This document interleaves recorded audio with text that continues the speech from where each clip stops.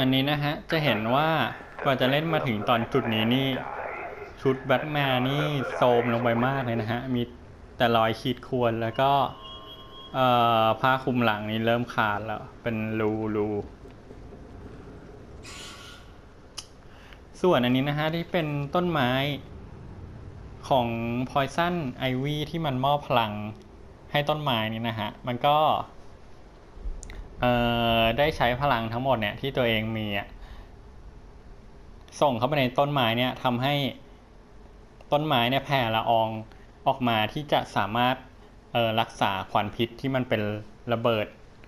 ที่อาร์คัมไนท์ระเบิดไว้ทั้งเมืองในตอนก่อนหน้าเนี่ยฮะส่วน Poison Ivy นี่รอดหรือไม่รอดก็ผมก็อยากให้ไปติดตามลองเล่นกันดูนะฮะ